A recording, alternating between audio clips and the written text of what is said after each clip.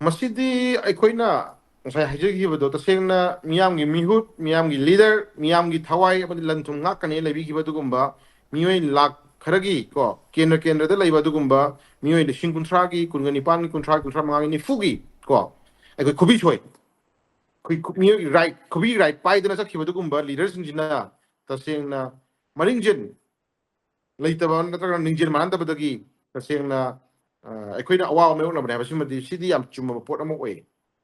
nang sagi habiri badugum bang sagi akom luki president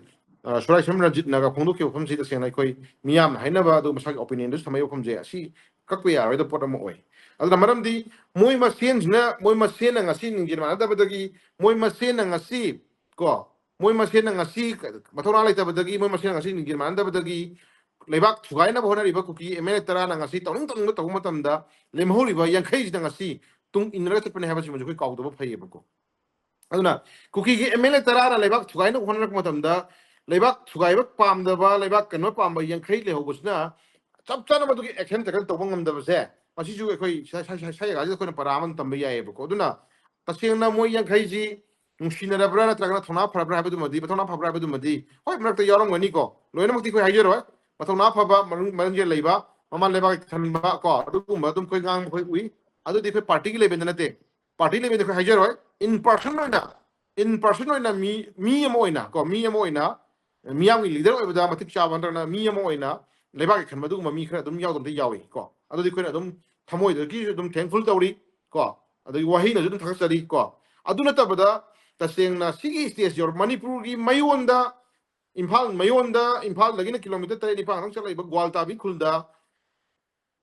Central Security Force ki sipai amana Manipur muthalu na haira bhawboda lemhori ba MLA yang khaiji na ngasi bhawboda something MLA khara mi amani natana MLA amani na aduju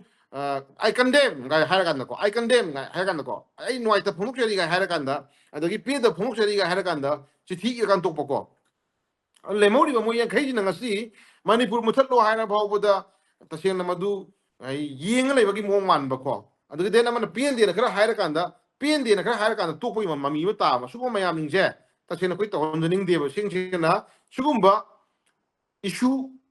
leibak ke issue manipur muthalu ga habajla kan di lemhori MLA yang khai je dora dori thidana ruling amadi opposition khaidana lemhori yang khai jina joint signatory to rakanda amatto oina soi to minera kanda governor gi mamang da ni oi bani khangde governor da ni khangde tasena sabchana khoi tasena sugumba manipur muthalu haiba thong sidi tasena khoi pende yaningde सब चाना मत ligand के action होका तो बनी कुछ तो मत एक्शन होका तो बनी एक्शन तो बनी है पोस्ट से तो सेना मोय yang khai jina mana ga mutang law ni chang yeba ko adugi potsu to de an high road khra tawri high road khra to de ko apa mam da different opinion maya man to mong to na kani political mileage to khona kani rajniti khuthang da aina phare mana phare hai jino na se to na kani sai area je phil aga di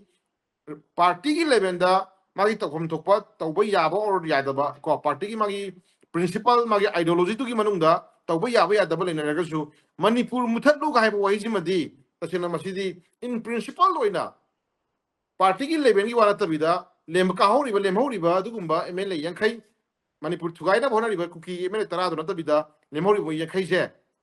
sagi areas da prime minister kuthangda home minister kuthangda chap chana mo gi joint signatory im lor kanda thena du koi ya dribra ko sunne phang jeng se manipur muthalu haira ba boda ai party ne lui ai party ne madu haira kani ai party to hon to loire ai to hon to loire na sagi ya na disunity ba maset makai du uhndara uhla bani governor su kai dawre na takana mai na ba leaders su kai dawre o tawri action lawri ko hal tawre na ju tangai padana inquiry committee tawri inquiry tawri haira sangre hoji makha ta ke to kai dawri khangre adu den khoi gi leiba press media gi sinaw mayam na ngasi ba boda khoi gi black base te na khoi dum khongjal handokte chap chana du gi mayok khoi moi thok tawri khoi uzai ko adu to civil society organization mayam na khoi action taken khoi to won ta na khoi leiriba du mamiyam ngi mihut leiriba du mamiyam ngi na manipur muthatlu haira ba boda MLA oina leiraga leiriba moi yang khaisina manipur muthatlu haira ba boda moi yenga legani hai taraga di adai area do yok taraga di kuki gi terrorist na toraiba chahi ani helaba lan ji da moi yawi da kai khat khandre ko moi yawi to kai khandre ꯃꯔꯝꯗꯤ ꯃꯣꯏꯒꯤ ꯅꯨꯡꯁꯤꯅꯕ ꯂꯩꯔꯝꯕ ꯌꯥꯏ ꯃꯣꯏꯒꯤ ꯃꯔꯨꯞ ꯃꯄꯥꯡ ꯑꯣꯏꯔꯝꯕ ꯌꯥꯏ ꯃꯣꯏꯒꯤ ꯍꯥꯏꯅꯕ ꯌꯥꯕ ꯌꯥꯗꯕ ꯋꯥꯔꯤ ꯃꯌꯥꯝ ꯂꯩꯔꯝꯕ ꯌꯥꯏ ꯑꯗꯨꯅ ꯃꯣꯏ ꯄꯥꯔꯇꯤ ꯃꯅꯨꯡꯒꯤ ꯑꯣꯏꯖꯔꯁꯅꯨ ꯌꯥꯔꯦ ꯀꯩꯁꯨ ꯀꯥꯏꯗ꯭ꯔꯦꯕ ꯀꯣ ꯃꯣꯏ ꯄꯥꯔꯇꯤ ꯃꯅꯨꯡꯒꯤ ꯃꯗꯨ ꯌꯥꯔꯦ ꯈꯜꯂ ꯈꯟꯗꯣꯛꯑꯁꯤ ꯀꯣ ꯀꯨꯀꯤꯒꯤ ꯑꯦꯝ ꯑꯦꯜ ꯑꯦꯁꯤ ꯃꯊꯛꯇ ꯋꯥ ꯉꯥꯡꯍꯧꯕꯗ ꯃꯅꯤꯄꯨꯔꯗꯅ ꯀꯩꯗꯧꯔꯦ ꯀꯨꯀꯤꯒꯤ ꯇꯦꯔꯣꯔꯤꯁꯅ ꯃꯤꯁꯟ ꯍꯥꯠꯄ ꯆꯪꯅꯕ ꯌꯥꯗꯦꯅ ꯇꯧꯕ ꯀꯨꯀꯤ ꯑꯦꯝ ꯑꯦꯜ ꯑꯦ ꯇꯔꯥꯅ ꯃꯅꯤꯄꯨꯔ ꯊꯨꯒꯥꯏꯅꯕ ꯍꯣꯠꯅꯕ ꯗꯦꯜꯂꯤ ꯌꯧꯔꯒ ꯀꯩꯗꯧꯔꯦ ꯗꯦꯜꯂꯤꯒꯤ ꯐꯖꯈ꯭ꯔꯕ ꯄꯥर्क ꯑꯃꯗ ꯆꯥ ꯊꯛꯃꯤꯟꯅꯕ ꯑꯗꯨꯒ ꯐꯣꯇꯣ ꯅꯝꯃꯤꯟꯅꯕ ꯀꯨꯀꯤ ꯑꯦꯝ ꯑꯦꯜ ꯑꯦꯁꯤꯡꯒ ꯃꯩꯇꯩ ꯑꯦꯝ ꯑꯦꯜ ꯑꯦꯁꯤꯡꯒꯀꯣ ꯑꯗꯨꯗꯩ ꯃꯣꯏ ꯑꯦꯝ ꯑꯦꯜ ꯑꯦ ꯃꯁꯦꯟꯗꯤ ꯑꯗꯨꯝ ꯅꯨꯡꯁꯤꯅꯕ ꯁꯨꯝ ꯅꯥꯀꯟꯗꯅ ꯃꯤꯆꯝ ꯃꯁꯦꯟꯗꯅ ꯀꯩꯗꯧꯔꯦ ꯅꯣꯡꯃꯩ ꯃꯔꯨ ꯌꯦꯟꯕ ꯑꯗꯨꯝ ꯀꯣ ꯀꯨꯀꯤ ꯇꯦꯔꯣꯔꯤꯁꯀꯤ ꯅꯣꯡꯃꯩ ꯃꯔꯨ ꯑꯗꯨꯝ ꯆꯥꯕ ꯑꯩꯈꯣꯏꯅ ꯑꯗꯨꯕꯨ ꯃꯗꯨꯒꯤ ꯄꯣꯠꯇꯣ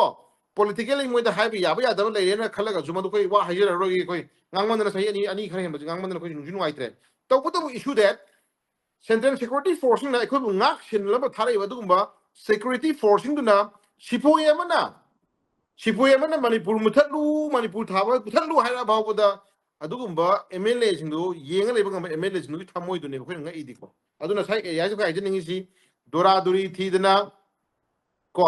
ꯑꯃꯠꯇ ꯑꯣꯏꯅ ꯂꯤꯡꯖꯦꯜ ꯃꯥꯟꯅꯅ ꯀꯣ ꯉꯁꯤ ꯍꯥꯏꯔꯤꯕ ꯑꯩꯈꯣꯏ ꯑꯣꯖꯥ ꯔꯟꯖꯤꯠꯅꯒ ꯑꯩꯈꯣꯏ ꯍꯥꯏꯕꯤꯔꯛꯏꯕ ꯑꯗꯨꯒꯨꯝꯕ ꯀꯅꯥꯅꯣ ꯑꯩꯈꯣꯏꯒꯤ ꯑꯣꯖꯥ ꯔꯟꯖꯤꯠꯁꯤ ꯑꯩꯈꯣꯏꯒꯤ ꯁꯣꯔꯥꯏꯁꯝ ꯔꯟꯖꯤꯠ ꯀꯣ ꯑꯩꯈꯣꯏꯒꯤ ꯑꯀꯣꯝ ꯂꯨꯞꯀꯤ ꯄ꯭ꯔꯁꯤꯗꯦꯟ ꯑꯣꯏꯕꯤꯔꯤꯕ ꯑꯣꯖꯥ ꯁꯣꯔꯥꯏꯁꯝ ꯔꯟꯖꯤꯠꯅꯒ ꯍꯥꯏꯕꯤꯔꯛꯏꯕ ꯋꯥꯐꯝꯁꯦ ꯃꯤꯌꯥꯝꯒꯤ ꯃꯤꯍꯨꯠꯁꯤꯡꯅ ꯂꯤꯡꯖꯦꯜ ꯃꯥꯟꯅꯗꯕꯗꯒꯤ ꯂꯝꯗꯝ ꯑꯁꯤꯒꯤ ꯃꯤꯌꯥꯝꯅ ꯅꯣꯡꯃ ꯅꯣꯡꯃꯒꯤ ꯑꯋꯥꯕ ꯃꯥꯌꯣꯛꯅꯕ ꯍꯦꯜꯂꯛꯂꯤꯕꯅꯤ ꯍꯥꯏꯕ ꯊꯝꯃꯤꯕ ꯋꯥꯐꯝꯁꯦ ꯃꯁꯤꯗꯤ ꯑꯗꯨꯝ ꯂꯥꯜꯂꯔꯣꯏꯗꯕ ꯆꯨꯝꯕ ꯄꯣꯠ ꯑꯃꯅꯤ ꯑꯩꯈꯣꯏ ꯊꯝꯖꯒꯦꯕꯀꯣ ꯑꯗꯨꯅ ꯃꯈꯣꯏ ꯃꯌꯥꯝꯁꯤꯅ ꯂꯤꯡꯖꯦꯜ ꯃꯥꯟꯅꯗꯕ ꯃꯣꯏ ꯃꯌꯥꯝꯁꯤꯅ ꯋꯥꯈꯜ ꯄꯤꯛꯄ ꯃꯣꯏ ꯃꯌꯥꯝꯁꯤꯅ ꯃꯁꯥꯒꯤ ꯁꯦꯜꯐꯤꯁ ꯑꯣꯏꯕ ꯃꯣꯏ ꯃꯌꯥꯝꯁꯤꯅ ꯉꯁꯥꯏꯒꯤ ꯃꯆꯨꯝ ꯆꯥꯔꯒ प्रजाꯒꯤ ꯈꯟꯗꯕ ꯂꯩꯕꯥꯛ ꯈꯟꯗꯕ ꯃꯤꯑꯣꯏ ꯈꯔ ꯌꯥꯎꯕꯗꯨꯅ ꯃꯔꯝ ꯑꯣꯏꯔꯒ ꯀꯩꯗꯧꯔꯦ ꯉꯁꯤ ꯁꯤ ꯌꯧꯅ ꯁꯦꯟꯇ꯭ꯔꯦꯜ ꯁꯦꯀ꯭ꯌꯨꯔꯤꯇꯤ ꯐꯣꯔꯁꯀꯤ ꯁꯤꯄꯣꯏ ꯑꯃꯅ ꯐꯥꯎꯕꯗ ꯉꯁꯤ ꯃꯣꯏꯁꯤꯡꯁꯦ ꯎꯁꯤꯠꯄꯤꯔꯛꯇꯕꯅꯤ ꯍꯥꯏꯕ ꯑꯩꯈꯣꯏ ꯊꯝꯖꯒꯦꯕꯀꯣ ꯑꯗꯨꯅ ꯑꯩꯈꯣꯏꯒꯤꯗꯤ ꯐꯥꯔꯁ ꯂꯩꯕꯥꯛꯅ ꯑꯩꯈꯣꯏ ꯑꯍꯥꯟꯕ ꯑꯩꯈꯣꯏꯒꯤ ꯊꯋꯥꯏ ꯑꯣꯏꯕ ꯄꯣꯠ ꯑꯃ ꯑꯣꯏꯕꯅꯤꯅ ꯃꯅꯤꯄꯨꯔ ꯊꯨꯒꯥꯏꯅ ꯍꯣꯠꯅꯔꯛꯄ ꯃꯇꯝꯗ ꯃꯅꯤꯄꯨꯔ ꯄ꯭ꯔꯖꯥ ꯈꯨꯗꯤꯡꯃꯛ ꯑꯩꯈꯣꯏ ꯍꯧꯅꯔꯨꯕ ꯅꯥꯏꯗꯕ ꯑꯗꯨꯒꯨꯝꯕ ꯑꯩꯈꯣꯏ ꯌꯥꯝ ꯁꯥꯊꯤꯕ ꯏꯍꯧ ꯑꯃ ꯂꯥꯛꯀꯅꯦꯕꯀꯣ ꯑꯗꯨꯅ ꯑꯗꯨꯒꯨꯝꯕ ꯏꯍꯧꯁꯤꯡꯗꯨꯒꯤ ꯃꯔꯛꯇ ꯑꯩꯈꯣꯏ ꯐꯔꯦ ꯃꯤꯌꯥꯝꯒꯤ ꯂꯤꯗꯔ ꯑꯣꯏꯔꯤꯕ ꯂꯤꯗꯔꯁꯤꯡꯁꯦ ꯑꯩꯈꯣꯏ ꯌꯥꯎꯔꯣꯏ ꯍꯥꯏꯅꯤꯡꯉꯥꯏ ꯂꯩꯇꯦ ꯑꯩꯈꯣꯏ ꯀꯩꯁꯨ ꯍꯥꯏꯖꯔꯣꯏ ꯇꯧꯕꯇꯕꯨ ꯃꯗꯨꯒꯨꯝꯕ ꯃꯌꯥꯝꯗꯨꯒꯤ ꯑꯣꯏꯕ ꯉꯁꯥꯏꯒꯤ ꯍꯥꯏꯗꯤ ꯋꯥꯍꯧꯗꯨꯗꯒꯤ ꯑꯀꯥꯏ ꯑꯇꯣꯏ ꯍꯥꯏꯗꯤ ꯌꯥꯎꯔꯛꯇꯅꯕꯒꯤꯗꯃꯛꯇ ꯏꯁꯥꯅ ꯈꯪꯅ ꯑꯃꯨꯛꯇꯪ ꯂꯤꯡꯖꯦꯜ ꯃꯥꯟꯅꯅ ꯃꯅꯤꯄꯨꯔ ꯀꯟꯅꯅꯕ ꯃꯅꯤꯄꯨꯔꯁꯦ ꯆꯍꯤ 3,000 4,000 ꯄꯨꯋꯥꯔꯤꯁꯦ ꯉꯥꯛꯅꯕ ꯏꯄꯥ ꯏꯄꯨ ꯊꯝꯕꯤꯔꯝꯕ ꯑꯗꯨꯒꯨꯝꯕ ꯆꯍꯤ ꯂꯤꯁꯥꯡ ꯁꯤꯠꯂꯕ ꯂꯤꯛꯂꯝ ꯃꯌꯥꯝꯁꯤ ꯀꯟꯅꯅꯕꯒꯤꯗꯃꯛꯇ ꯑꯃꯨꯛꯇꯪ ꯂꯤꯡꯖꯦꯜ ꯃꯥꯟꯅꯅ ꯇꯁꯦꯡꯅ ꯊꯕꯛ ꯇꯧꯍꯟꯅꯤꯡꯕꯒꯤ ꯑꯄꯥꯝꯕ ꯊꯝꯖꯒꯦ ꯂꯣꯏꯅꯅ ꯄꯥꯔꯇꯤꯒꯤ ꯑꯥꯏꯗꯤꯑꯣꯂꯣꯖꯤꯒꯤ ꯃꯅꯨꯡꯗ ꯇꯧꯐꯝ ꯇꯧꯕ ꯃꯊꯧ ꯇꯧꯅꯕꯤꯌꯨ ꯍꯨꯟꯅꯕꯤꯌꯨ ꯉꯥꯡꯅꯕꯤꯌꯨ ꯍꯥꯏꯅꯕꯤꯌꯨ ꯀꯣ ꯃꯥꯒꯤ ꯃꯇꯝ ꯃꯇꯨꯡ ꯏꯟꯅ ꯇꯧꯅꯕꯤꯌꯨ ꯀꯩꯁꯨ ꯀꯥꯏꯗꯦ ꯃꯗꯨ ꯃꯥꯒꯤ ꯄꯥꯔꯇꯤ ꯂꯦꯚꯦꯜꯒꯤ ꯑꯣꯏꯕ ꯋꯥꯔꯤꯅꯤ ꯇꯧꯕꯇꯕꯨ ꯀꯃꯟ ꯏꯁꯨ ꯑꯃꯗ ꯃꯅꯤꯄꯨꯔ ꯊꯥꯕ ꯌꯥꯔꯣꯏ ꯍꯥꯏꯕꯒꯨꯝꯕ ꯀꯨꯀꯤ ꯇꯦꯔꯣꯔꯤꯁꯁꯤꯡꯒ ꯂꯩꯕ ꯑꯗꯨꯒꯨꯝꯕ ꯊꯧꯑꯣꯡ ꯊꯧꯗꯥꯡ ꯃꯌꯥꯝꯁꯤ ꯃꯔꯛꯇꯗꯤ ꯇꯁꯦꯡꯅ ꯑꯩꯈꯣꯏꯒꯤ ꯑꯣꯏꯕ ꯀꯃꯟ ꯑꯦꯖꯦꯟꯗꯥ ꯈꯔꯗꯗꯤ ꯇꯁꯦꯡꯅ ꯆꯞ ꯆꯥꯅ ꯊꯦꯡꯅꯃꯤꯟꯅ ꯃꯇꯝꯗ ꯑꯣꯏꯔꯦ ꯍꯥꯏꯕꯁꯤ ꯊꯝꯖꯔꯀꯥꯟꯗ ꯑꯩꯈꯣꯏ ꯂꯤꯡꯖꯦꯜ ꯃꯥꯟꯅꯗꯕ ꯃꯕꯨꯛꯆꯦꯜ ꯁꯦꯡꯗꯕ ꯃꯕꯨꯛꯆꯦꯜ ꯄꯤꯛꯄ ꯃꯤꯑꯣꯏ ꯈꯔ ꯂꯩꯕꯗꯨꯅ ꯃꯔꯝ ꯑꯣꯏꯔꯀꯥꯟꯗ ꯃꯅꯤꯄꯨꯔꯒꯤ ꯄ꯭ꯔꯖꯥꯁꯤꯡꯁꯦ ꯑꯩꯈꯣꯏ ꯅꯣꯡꯃ ꯅꯣꯡꯃꯒꯤ ꯑꯋꯥꯐꯝꯗ ꯇꯥꯕꯅꯦ ꯑꯩꯈꯣꯏ ꯊꯝꯖꯒꯦ ꯑꯗꯨꯅ ꯁꯤ ꯇꯁꯦꯡꯅ ꯃꯅꯤꯄꯨꯔꯒꯤ ꯃꯤꯌꯥꯝꯅ ꯑꯗꯨꯒꯨꯝꯕ ꯃꯤꯑꯣꯏꯁꯤꯡ ꯑꯗꯨ ꯑꯩꯈꯣꯏꯅ ꯀꯅꯥꯅꯣ ꯈꯪꯗꯣꯛꯑ ꯃꯇꯨꯡꯗ ꯑꯩꯈꯣꯏ ꯂꯥꯛꯀꯗꯧꯔꯤꯕ ꯏꯂꯦꯛꯁꯟꯗꯤ ꯑꯩꯈꯣꯏꯅ ꯄꯔꯥ ꯇꯝꯕ ꯃꯇꯝ ꯑꯣꯏ ꯍꯥꯏꯕ ꯊꯝꯖꯔꯀꯥꯟꯗ ꯑꯅꯧꯕ ꯅ꯭ꯌꯨ ꯐ꯭ꯔꯦꯁ ꯀꯣ ꯅ꯭ꯌꯨ ꯑꯩꯈꯣꯏꯒꯤ ꯂꯤꯗꯔ ꯈꯔ ꯈꯜꯂ ꯃꯇꯨꯡꯗ ꯑꯩꯈꯣꯏ ꯃꯅꯤꯄꯨꯔ ꯀꯟꯅꯅꯕ ꯑꯃꯗꯤ ꯃꯅꯤꯄꯨꯔ ꯀꯟꯅꯅꯕꯒꯤꯗꯃꯛꯇ ꯑꯗꯨꯒꯨꯝꯕ ꯑꯅꯧꯕ ꯈꯣꯡꯊꯥꯡ ꯑꯃ ꯑꯩꯈꯣꯏ ꯄꯣꯔꯝ ꯑꯃ ꯌꯥꯠꯄ ꯃꯇꯝ ꯑꯣꯏꯔꯦ ꯍꯥꯏꯕ ꯋꯥꯐꯝꯁꯦ ꯁꯨꯃꯥꯏꯅ ꯊꯝꯖꯒꯦ